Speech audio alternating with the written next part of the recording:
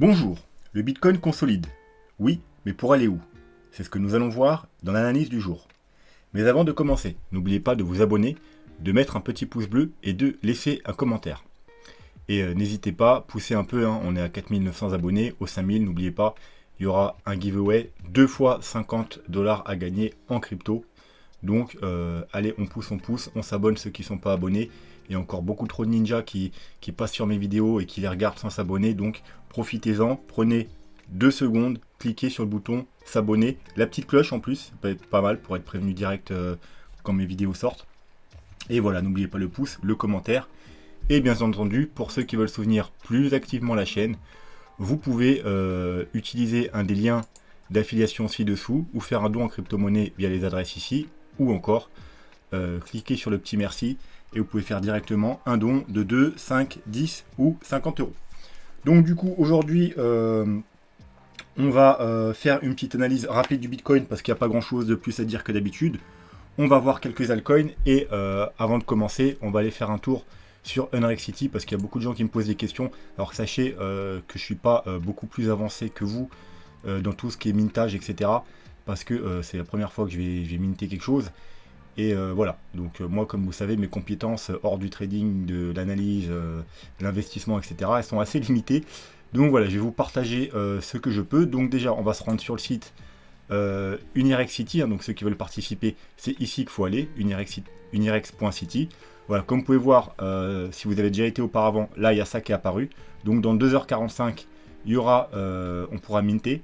Donc un Unirex égale 2 Solana, hein, c'est ce que je vous avais dit. Pour ça, il faut un portefeuille fantôme. Donc portefeuille fantôme qui est une extension. Donc du coup, c'est simple, vous allez dans Google, vous tapez fantôme extension, c'est le plus simple. Hein. Hop, entrée. Vous allez sur cette page, voilà, vous allez tomber sur ça, fantôme. C'est très simple. Hop, ensuite, là, moi j'ai supprimé parce que je l'ai déjà. Vous, du coup, vous aurez installé. Vous installez fantôme, vous avez fantôme. Vous cliquez dans vos extensions. Vous voyez, c'est avec MetaMask. Hein, ça fonctionne du même principe. Hein, donc si vous avez MetaMask, vous savez comment ça fonctionne. Vous cliquez sur fantôme. Bon, vous faites vos trucs et tout ça. Et vous demandez de créer un mot de passe, etc. Bon, vous connaissez la procédure. Hop, moi j'entre mon mot de passe. Unlock, voilà. Comme vous pouvez voir, voilà, moi j'ai 4,41 sols parce que, alors j'en avais deux hier, deux et quelques, mais du coup je me suis dit, au cas où, si on peut en avoir plusieurs, peut-être je vais tenter deux Unirex. Alors moi je serais déjà content si j'en ai un, à mon avis j'en aurais pas. Voilà, parce qu'en général j'ai pas de chance avec ces conneries là. Donc je me suis dit au cas où je vais quand même tenter les deux. Voilà, donc vous ouvrez préalablement votre portefeuille fantôme pour pas avoir faire le code et pour gagner quelques secondes. Votre portefeuille fantôme est ouvert. Hop, vous attendez la fin du décompte. À la fin du décompte, vous rafraîchissez la page tout simplement et vous le dites, hein, rafraîchissez la page à la fin du timer. Et là, il y aura un bouton Mint. Vous appuyez sur Mint, ça va mettre un lien avec votre portefeuille fantôme et ensuite vous faites la transaction tout simplement. Si vous voulez en tenter deux, bah, vous ouvrez deux pages et vous faites deux fois la même opération de suite. Mais à mon avis, déjà, si vous en avez un, ça sera déjà pas mal. Voilà, c'est tout ce qu'on peut dire. Et puis ensuite, il ira directement dans votre portefeuille la chose que vous aurez farmé, le NFT. Voilà.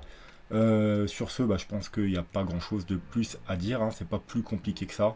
Ce qui est compliqué, c'est d'être rapide et de réussir à en avoir un. Parce qu'apparemment, il y a eu 100 000 personnes sur leur page aujourd'hui. Donc voilà, il y en a 11 000 qui sont disponibles. Donc voilà, en gros, il y a 10. Si vraiment les 100 000 personnes, ils en veulent, il y aura que 10% du coup comme auront. Donc, puis en sachant qu'il y aura des bots, il y aura des gens qui auront 3 comptes, etc.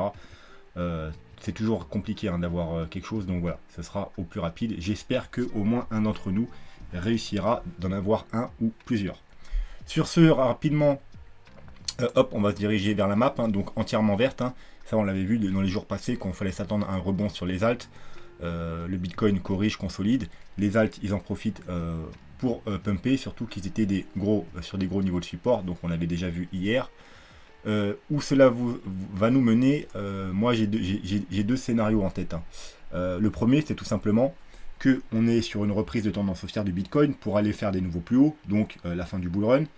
Et donc, au départ, les alts, comme d'habitude, ils traînent, et ensuite, ça on l'avait vu déjà dans les semaines passées, Quand le Bitcoin commence à consolider, corriger un petit peu, et bien c'est là que les alts, hop, ils suivent et ils prennent le même chemin.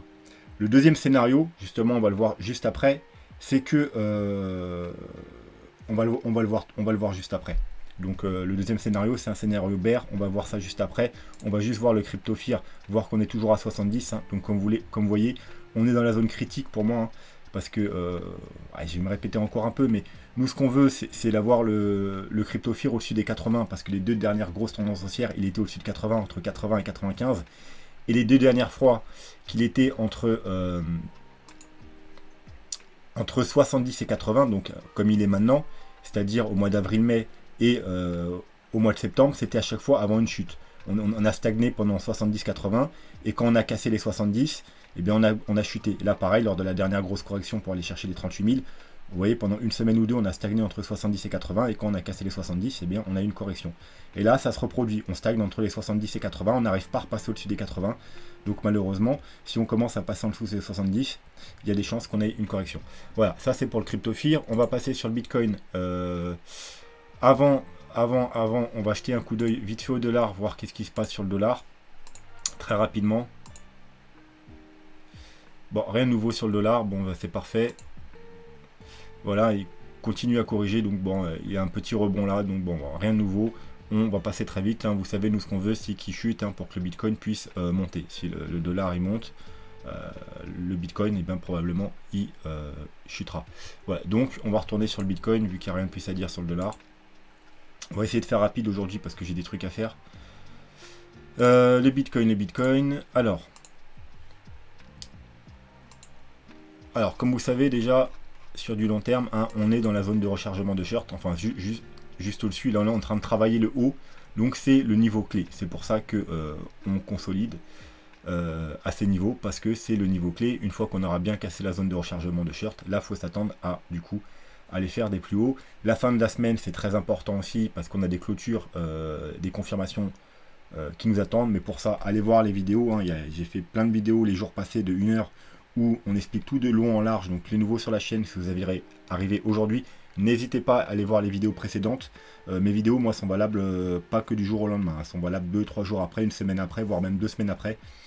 C'est du gros contenu, on fait tous les time frames, voilà, on s'intéresse surtout au moyen long terme, ce qui est le plus intéressant. Et donc n'hésitez pas à aller voir des vidéos, il y aura des analyses détaillées du Bitcoin. Là aujourd'hui on va passer rapidement. Donc on va zoomer un peu maintenant, hein. Vous voyez, on travaille le haut de la zone de rechargement de short. Bon, ça c'était l'alarme, on s'en fout, on va l'effacer pour pas qu'elle nous fasse chier. On travaille, donc on l'a cassé, là pullback, et là potentiellement, voilà, on est sur un pullback. Globalement, on travaille, et il reste à savoir si on va repasser en dessous, et donc du coup, probablement avoir une plus grosse correction, ou si le niveau va tenir, et on va repartir à la hausse. Voilà. Voilà, sur les petits time frames, hein, on avait vous voyez, une trendline ici, qu'on a cassé là, un petit fake out. Ici, on est reparti la retester. Une petite trendline baissière, une autre ici. On l'a cassé. Là, on est parti faire un pullback. Alors moi, j'ai tenté un petit trade ici. Un petit trade ici, pourquoi? Parce que je cherchais un point d'entrée, vu qu'on est sur un gros support, hein. Donc je cherchais un point d'entrée. On a en 15 minutes, vous voyez, une divergence haussière. On fait un plus bas et là on fait un plus haut. J'avais tenté déjà un trade précédemment ici. Une fois qu'on est arrivé ici, j'ai mis mon stop au point d'entrée, et voilà, donc je me suis fait prendre au point d'entrée. Donc du coup, je me suis dit, alors là, arrivé là, je me suis dit deux solutions. Soit on va casser à la hausse, et du coup, je tenterai le breakout. Soit on va casser ici pour faire un fake out, pour aller chercher la liquidité, hein, vous voyez, parce que on travaille depuis plusieurs jours, hein, ces niveaux. Donc je m'attendais à une mèche pour aller chercher justement tous ceux qui ont long ici, ici. Voilà, et bien hop, ils ont mis leur stop un petit peu en dessous de ces mèches là. Donc j'attendais une mèche pour aller chercher la liquidité ici, et du coup j'ai prolongé la trendline baissière, et je me suis dit probablement la mèche ira chercher la trendline. Donc moi j'ai pris, dès qu'on est venu faire une mèche et chercher la trendline, je suis entré en trade environ aux 57 100 $. Trade qui doit être quelque part par ici, voilà, hop, 57 100 $. Bon, tout à l'heure, on était monté un peu, donc voilà. Maintenant, du coup, on est retourné au point quasiment où j'ai pris mon entrée. Hein. Donc moi, mon stop, du coup, maintenant, il est en dessous de la mèche. Voilà, et donc, si on casse la mèche, il y a de fortes chances qu'on aille plus bas. Et voilà. Donc, du coup, bah, rien de plus à dire. Hein. Les petits time frames, ça, les nouveaux, hein, je vous mets des updates sur Twitter, hein, c'est pas pour vous suivre ou quoi, hein, c'est juste pour vous apprendre un peu comment on travaille les petits time frames, les points d'entrée, etc. Mais vous, bien entendu, vous faites pas attention à ça. Vous restez minimum en 4 heures. La seule chose qui vous intéresse, c'est là, on a cassé un niveau. Vous voyez, en 4 heures, c'est beaucoup plus clair. Hein.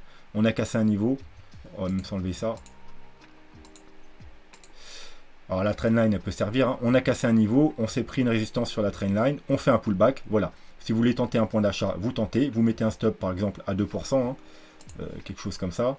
En général, c'est un bon petit stop. Voilà, vous mettez un stop à 2% et vous tentez la reprise haussière. Et si vous faites prendre vos stops, et bien tant pis, c'est la vie, ça arrive. 2%, c'est pas grand chose. Mais voilà, vous, c'est comme ça que vous devez fonctionner. Si vous voulez tenter des achats, on a cassé une zone, on fait un pullback. Voilà, ça peut être un bon moment pour tenter un achat. Avec un petit stop, comme je vous dis, à peu près 2%, 3%, voilà, faites comme vous voulez. Et puis si on prend vos stops, on ira probablement soit retester ce niveau, soit un peu plus bas. Alors ça, c'est le niveau de, je vous rappelle, de si là on est bien dans une correction de vague 4, donc alors j'ai pas le scénario Elliott Wave sous les yeux. Où c'est qu'il peut se trouver? Voilà, il est là. Donc voilà, par rapport au bottom qu'on a trouvé au mois de juillet, on fait une vague 1, une vague 2, je parle des vagues grosses, hein, 3, on est potentiellement dans une 4. Donc soit on a déjà trouvé le bottom, du coup je vais revenir en arrière, soit on a déjà trouvé le bottom ici, donc ce qui est les 0,5 de Fibo, soit la deuxième target c'est les 0,618, et du coup on peut peut-être aller chercher plus bas aux 51 000 $. Pourquoi pas avec une petite mèche pour retester la trendline baissière, vous voyez, la grosse trendline baissière qu'on a cassée précédemment, on n'a pas encore fait de pullback dessus, donc pourquoi pas, c'est un niveau ici à surveiller attentivement, voilà, si on devait aller plus bas, donc aux alentours des 50-51 000 $.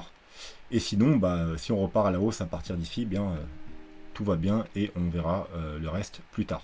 Voilà, sur ce, on va passer à la suite.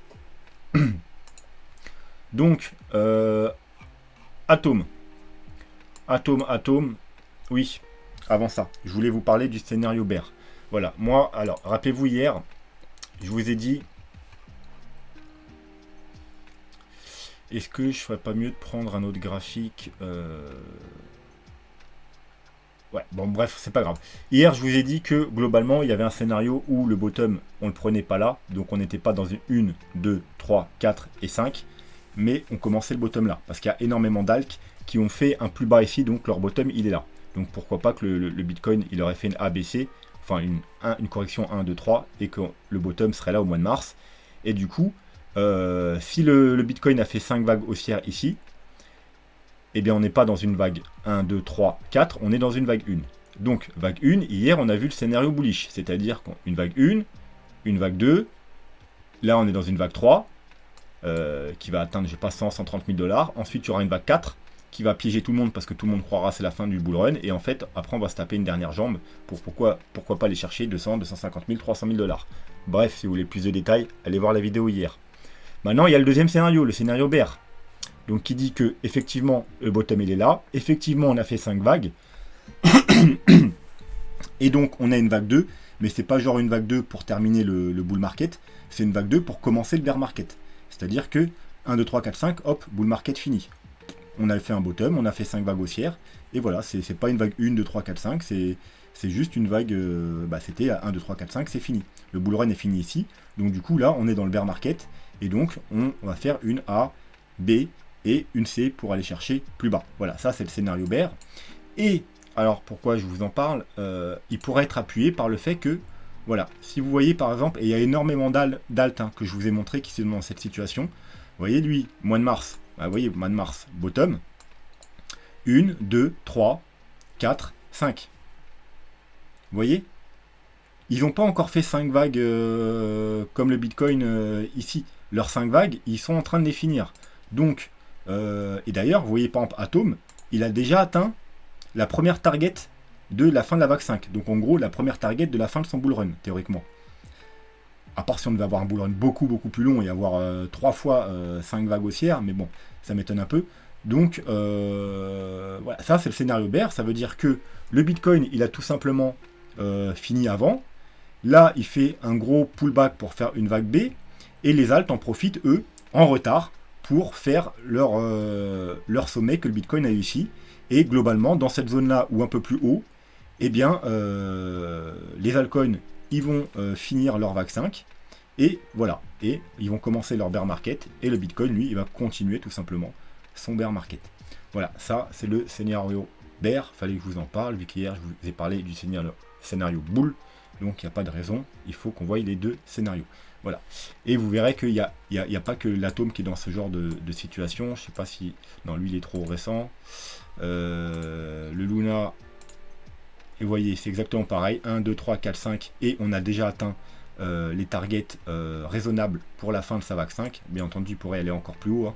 Il n'a peut-être pas fini toutes ses jambes haussières, mais on verra ça après. Mais globalement, vous avez compris le principe. Bref, Atom, du coup... Eh bien, moi, c'est pas le genre de coin que je souhaite investir parce que tout simplement, il a déjà cassé justement le top du mois d'avril-mai. Moi, je préfère miser sur les... Si vraiment on devait continuer le bull run, bah, miser sur les coins qui n'ont pas encore cassé leur sommet, qui sont encore par ici. Et il y en a plein. Il y en a qui ont fait ça, et hop, là, ils sont dans cette zone-là. Donc, ils ont encore à remonter et encore à casser, et ils ont beaucoup plus de potentiel aussi. Après, bon, chacun voit midi à sa porte, comme on dit. Donc, vous faites comme vous voulez. Moi, j'investis pas sur les coins qui ont déjà cassé leur ATH. Mais, ou en tout cas, pas sur du moyen long terme.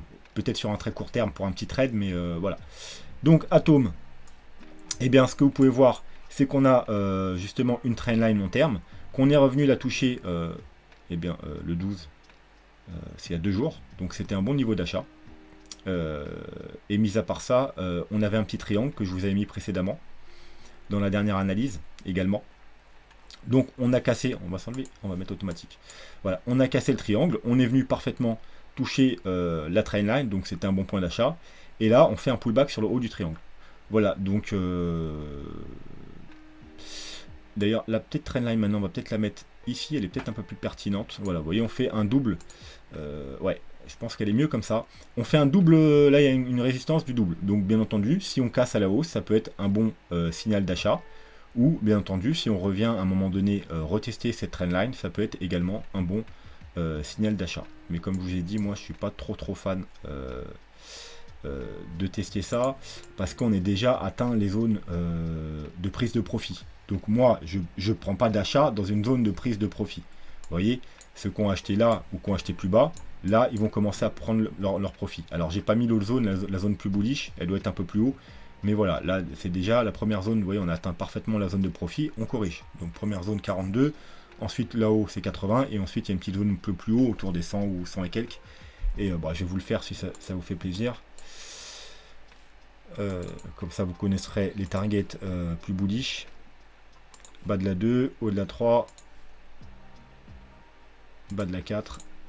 Voilà, donc vous voyez, on a atteint les 0,23, il y a les 161,8 ici aux alentours des 53 $, il y a les 261,8 aux 82 $, et ensuite, voilà, on va se la redessiner, la petite zone, ici, la plus bullish, donc, qui est de entre 110 et 126 $. Voilà, donc c'est pour ça que moi, on a déjà atteint ces zones-là, donc j'investis pas sur ça. Après, un point de vue Elliott, des vagues d'Elliott, des sous-vagues d'Elliott. Bon bah là on a fait une vague 1, hein, une vague 2, une vague 3, là on est en train de construire une vague 4. Voilà, peut-être une sorte de triangle ou quelque chose comme ça, enfin on s'en fout. On est en train de construire une vague 4 et ensuite théoriquement on aura une vague 5. Donc théoriquement on n'a pas fini. On va se mettre d'ailleurs les objectifs du coup de la vague 4. Voir ce qu'on a été chercher, ce qu'on pourrait aller chercher si on devait aller plus bas. Voilà, on a été chercher les 0,382. Donc pour les alts hein, qui pump suffisamment fort, hein, on prend en général pas les 0,236, 38,2, on prend les 38,2. Voilà, vous avez compris, 0,5. Donc c'est cette zone-là d'achat pour choper la vague 4, pour choper la dernière vague qui monte. On va s'enlever ça maintenant pour y voir plus clair. Et donc vous voyez, bon bah voilà, c'était un parfait niveau d'achat sur les 0,382 cumulé à la trendline. Donc bah, maintenant, c'est pas trop tard, hein, vu que on est quand même proche du bas de la vague 4, si on a trouvé le bottom. Sinon, on va peut-être aller un peu plus bas pour rechercher les 27 $. Mais sinon, bah, comme je vous ai dit, hein, vous pouvez attendre qu'on casse le double résistance là pour tenter un achat et essayer de surfer sur la dernière vague qui pourrait aller chercher les 0,618, on les avait dit je crois au je sais plus combien, bref, ou le haut ici, ou encore plus bullish ici. Voilà, et bien entendu, s'il y a une explosion, il peut très bien même casser tous les niveaux de Fibo, mais là on n'a plus de niveau. Ça veut dire qu'il faudra quand même prendre vos profits au 161,8, au 261,8, ici, ici, et garder une part, bien entendu, pour si vraiment on explose tout à la hausse. Et une fois qu'on aura explosé ça, je vous conseille de soit prendre vos profits, je sais pas, à des niveaux clés, hein, par exemple 150, 200, etc. Ou soit bah, monter votre stop petit à petit et votre achat se clôturera quand on aura une grosse chute sous le dernier plus bas. Voilà. Sur ce, on va passer à XS. Donc XS, la dernière analyse, je vous avais donné un triangle, je vous avais donné une ligne de résistance rouge et on était en train de retest. Donc je vous ai dit c'est potentiellement un bon niveau d'achat avec un petit stop en dessous les plus bas. Ceux qui veulent attendre un peu, on pourrait éventuellement aller retester ici. Donc voilà, c'est ce qu'on a fait. Donc il y avait un bon niveau d'achat. Sinon, je vous ai dit, vous attendez qu'on passe au-dessus de cette ligne rouge. On est passé, on est revenu encore une fois tester le bas. Mais techniquement, même si vous avez acheté là, vous devez avoir vos stops un peu plus bas. Et du coup, ben voilà, hein, on a validé le triangle avec un double pullback. Ensuite, on recasse la résistance rouge et on part direct. Hein. Donc voilà, il y avait votre niveau d'achat. Donc maintenant, c'est trop tard. Enfin, c'est trop tard. Voilà, c'est pas, vous n'êtes plus dans une bonne position pour faire des achats. Donc, en plus, comme vous pouvez voir sur le RSI en 4 heures, bon bah, on fait une vague 1, une vague 2, une vague 3, une vague 4. Et là, on semble faire une vague 5. Une vague 1, une vague 2, une vague 3, on fait bien plus haut. Et là, on est bien en train de faire potentiellement une divergence. Alors, c'est pas encore fini. Si on monte vraiment très haut, on pourra casser la divergence, mais il faut quand même aller au-dessus des 90. Là, je pense que même si on fait un double top ou un peu plus haut, il y aura quand même une divergence. Ça validera une vague 5. Et donc, du coup, eh bien, après une vague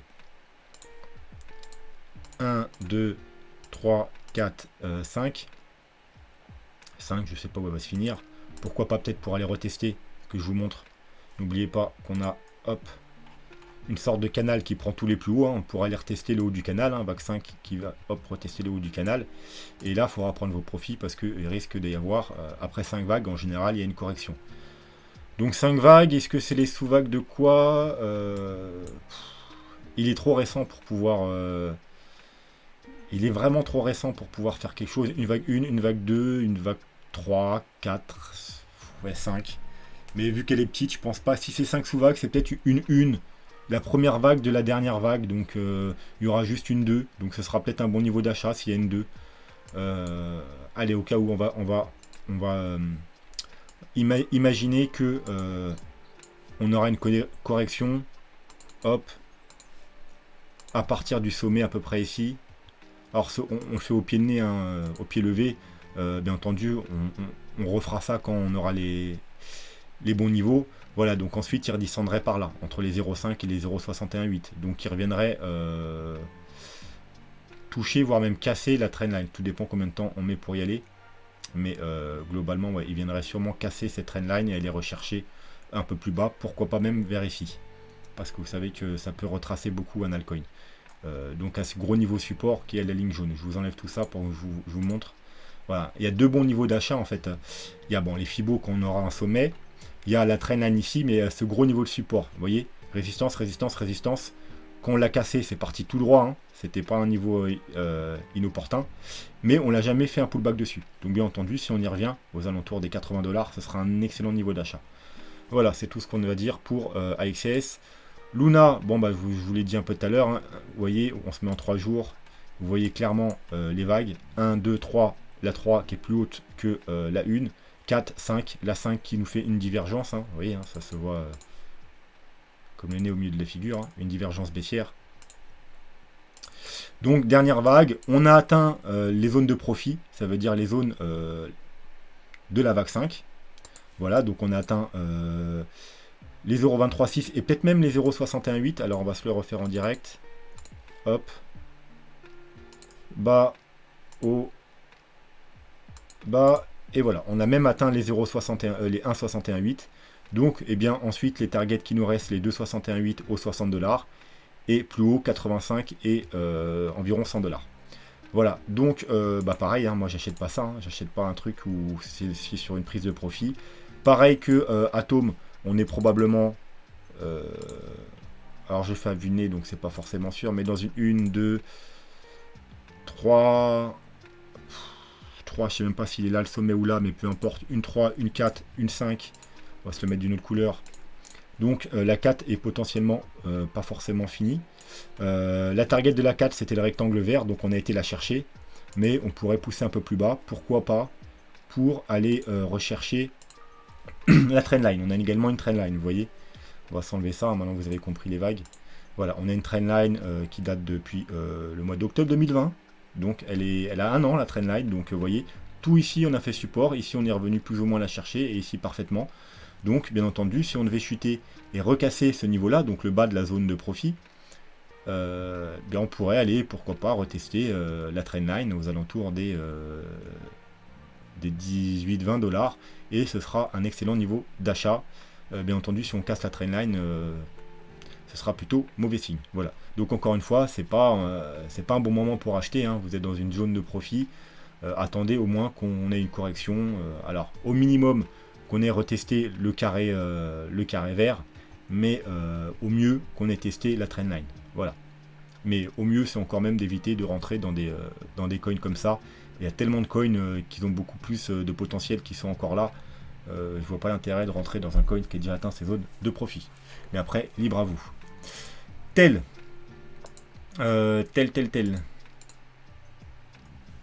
Ok, bah le tel, rappelez-vous, on avait un triangle, hein, on était à peu près là quand on a analysé. Je vous avais dit deux solutions. Les plus agressifs, ils entrent sur le bas du triangle parce que c'est également le haut de la zone d'achat.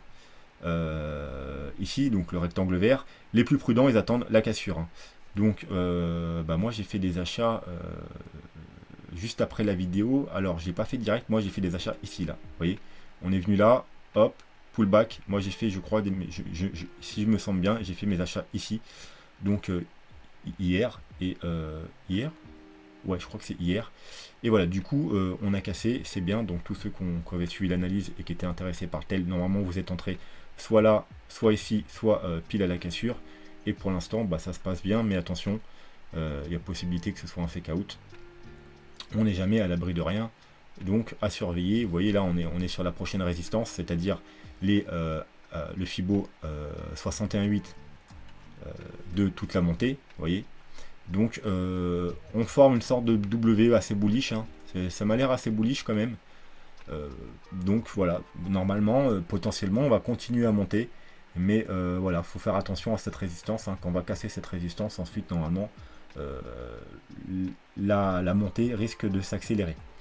Voilà, ensuite, pour terminer, PSG. Alors PSG, rapidement je reviens dessus parce que vous voyez on est dans une zone clé, c'est-à-dire la dernière fois que je vous en ai parlé, je vous ai dit c'est un bon niveau parce qu'on est dans une zone d'achat. Vous voyez par rapport à toute la montée là, on est entre le Fibo 0,61,8 et 0,76,4, donc rectangle vert. Il y a une trendline baissière, donc je vous ai dit les plus agressifs ils achètent si on revient toucher le bas, mais on n'est pas venu retoucher le bas, hein. Et sinon vous attendez qu'on casse, hein. Donc voilà, là on est sur le point peut-être de casser, donc il y aura peut-être un truc à faire avec le PSG, et il y aura moyen qu'il pump fortement, hein. Vous voyez qu'en général il a des gros pumps quand même. Si par contre on devait faire un fake out ou peu importe repartir à la baisse et casser les 0,76 4, 78,6, et bien la prochaine target c'est les 0,90 et qui seront cumulés avec la trendline. Vous voyez la trendline haussière, voilà la trendline haussière qui date depuis le début, quoi. Donc voilà, aux alentours. On peut parfaitement, vous voyez, si on descend, on a une grosse chute, hop, on viendra tester les deux doubles supports aux alentours des 16 $. Voilà, je sais tout ce qu'on va dire pour le PSG. J'aime bien, hein, parce que regardez, j'aime bien parce que il nous fait une chute et là ça commence à ralentir, et là c'est presque à plat. Et c'est ça qu'on cherche nous. Alors en général, plus en daily, mais même en 4 heures, vous avez une chute pas brusque, hein, c'est pas un crash de fou, c'est une chute quand même régulière, et avec un aplatissement. un aplatissement. Et donc du coup, voilà, si on se met un petit MACD, d'ailleurs c'est ce que je voulais vous montrer, MACD, hop. Donc pas en 4 heures bien sûr, mais en daily, on est déjà bullish, donc c'est pas ça que je voulais montrer. Voilà, en 3 jours. Vous voyez, quand on a eu ici les validations en 3 jours, là, tac, on passe au-dessus de la zone de survente. Et là, on a la confirmation du MACD qui croise. Ici, et bien voilà, vous avez eu ça. Et bien là, regardez. On est en train de s'aplatir un peu comme ça. Alors soit, vous êtes prudent, vous attendez les confirmations. Mais du coup, vous allez louper un petit bout de mouvement. Hein, vous allez louper quelques bougies vertes. Là, pareil, les confirmations. Soit, comme je vous dis, vous êtes agressif. Vous testez la cassure de la trendline ici. Et du coup, vous allez rentrer plus tôt. Et si vraiment il monte, et bien quelques jours après, vous allez avoir les confirmations. Et vous serez rentré au bottom. En gros, comme ici. Voilà. Ici, vous voyez, à ce point-là, là, on était ici. Voilà, donc là, on est au même niveau. Vous voyez, ici, là, ici, ici, on est au même niveau à peu près que là. Donc avant les confirmations, sur pile le bottom. Donc voilà, potentiel bottom dans ce niveau-là. Et donc voilà, soit vous êtes agressif et vous rentrez à la cassure, ou alors si on chute un peu avant de casser, ou un peu après, vous testez le bas de la zone d'achat. Voilà, donc ici. Si après on casse tout, bah, vous pourrez tester ici bien entendu. Et soit vous attendez les confirmations en 3 jours, c'est-à-dire qu'on on repasse au-dessus ici et qu'on croise sur les MACD. Voilà, donc ce sera tout pour aujourd'hui. Je ferai peut-être une vidéo tout à l'heure bonus en direct avec les Unirex. Voilà, je ferai peut-être une vidéo justement de mintage en direct, sûrement de foirage de mintage, parce que je pense, comme je vous dis, j'ai pas de bol, je pense que ça va pas marcher pour moi. Mais je ferai peut-être une vidéo courte, hein, 5-10 minutes, histoire de faire un truc qui change, un petit truc marrant, puis voilà. Sur ce, je vous souhaite une très bonne soirée, et je vous dis soit à tout à l'heure, du coup, soit à demain. Tchuss.